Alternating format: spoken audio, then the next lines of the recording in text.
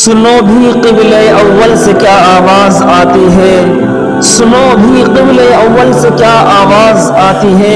مسلمانوں، میری حرمت پہ کٹ جانے کا وقت آیا، اٹھو بھی اے صلاح الدین ایوبی کے فرزندوں، پھر اس غازی کے افسانے کو دہرانے کا وقت آیا۔ بسم اللہ الرحمن الرحیم، الحمدللہ رب العالمین، والصلاة والسلام على سید الانبیاء والمرسلین وعلى آلہ واصحابہ اجمعین، اما بعد۔ قال اللہ تبارک وتعالی فی القرآن المجید: اعوذ باللہ من الشیطان الرجیم، بسم اللہ الرحمن الرحیم۔ سبحان الذی اسری بعبدہ لیلا من المسجد الحرام الى المسجد الاقصى الذي باركنا حوله لنريه من آياتنا انه هو السميع البصير۔ وقال النبي صلى الله عليه وسلم: لا تشد الرحال الا الى ثلاثة مساجد: المسجد الحرام، ومسجد الرسول صلى الله عليه وسلم، ومسجد الاقصى، رواه البخاری۔ صدق اللہ مولانا العظیم وصدق رسولہ النبی الکریم۔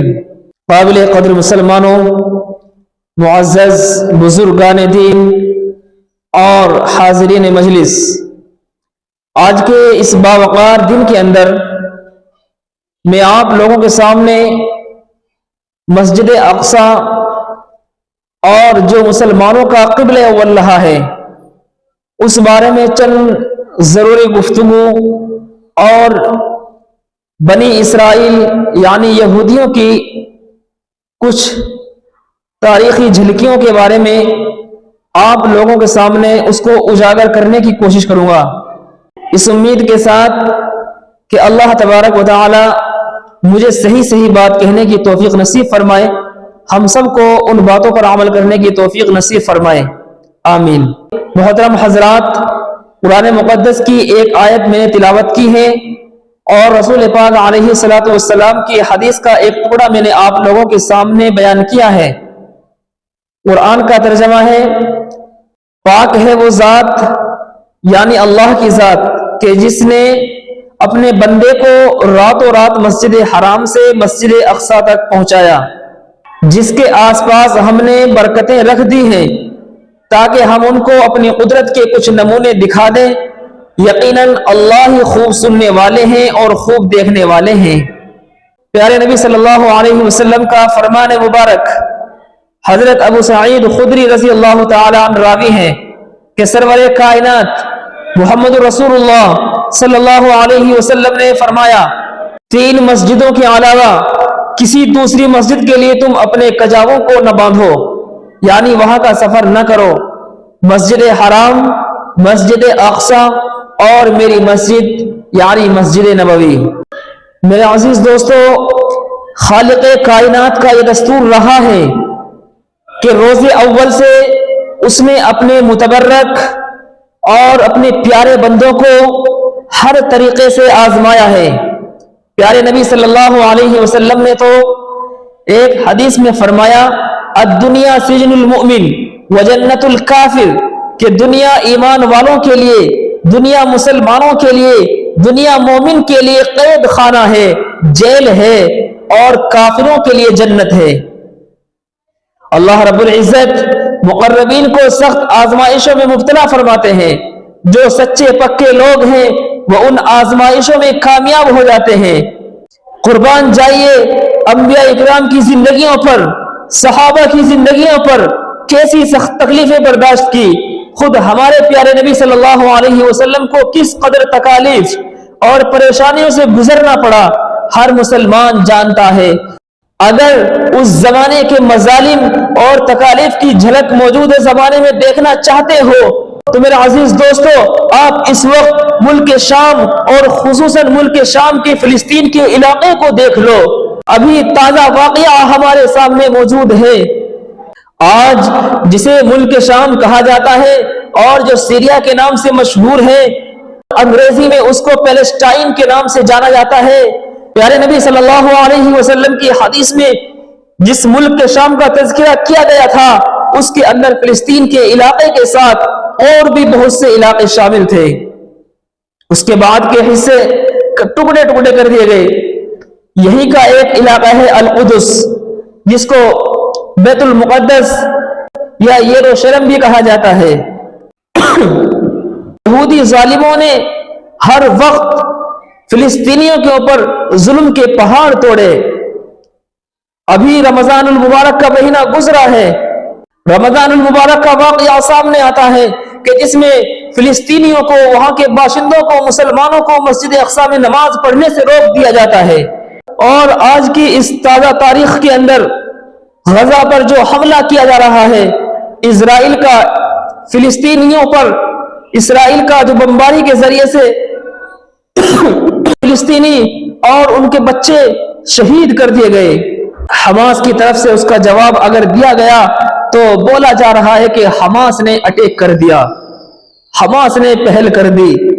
معزز سامعین، سرزمین القدس یعنی بیت المقدس سے مسلمانوں کا رشتہ نہایت گہرا اور ایمان افروز تاریخ کے ساتھ لبریز ہے. فلسطین کی مقدس سرزمین میں اہل ایمان کے لیے شروع سے عقیدتوں اور محبت کا مرکز رہی ہے. ہر دور میں مسلمانوں نے اسے اپنی جان سے زیادہ عزیز سمجھا ہے، اپنی جان سے زیادہ اس کو اہمیت دی ہے، اور ہر دور کے مسلمانوں نے اس کی تحفظ کے لیے، اس کی بقا کے لیے اپنی زندگیوں کو نچھاور کر دیا. اور آج تک اس سرزمین کے تقدس میں اور مسجد اقصی کی حفاظت و بازیابی کے لیے بے چوں چرا نوجوانوں کا نذرانہ پیش کیا جا رہا ہے.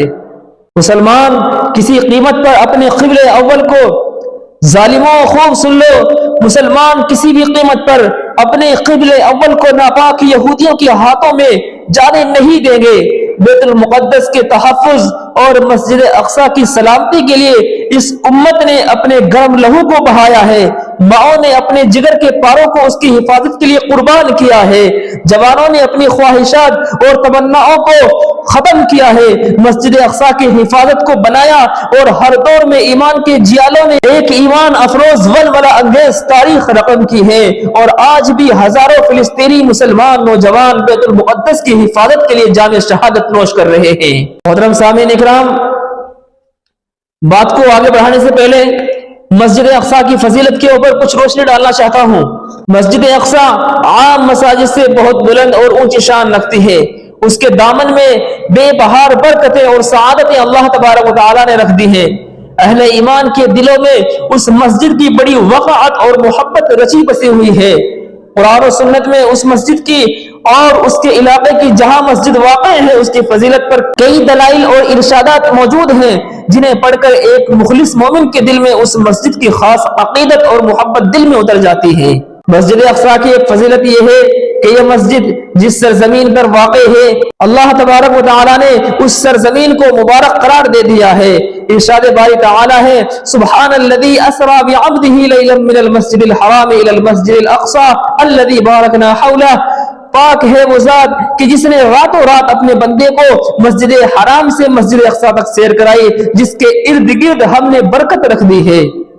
بعض اہل علم فرماتے ہیں اگر اس مسجد کے لیے اس قرآنی فضیلت کے علاوہ اور کوئی فضیلت نہ ہوتی تب بھی یہی ایک فضیلت اس کی عظمت اور بزرگی اور شان و شوکت کے لیے کافی تھی کہ جس ملک میں مسجد اقصی واقع ہے وہاں اللہ نے بہت سی ظاہری اور باطنی برکات رکھ دی ہیں. مادی حیثیت سے چشمے نہریں، غلے، پھل اور میووں کی افراد، اور روحانی اعتبار سے دیکھا جائے تو کتنے انبیاء و رسول علیہم الصلوۃ والتسلیمات کا مسکن و مدفن اور ان کے فیوز و انوار کا سر چشمہ رہا ہے.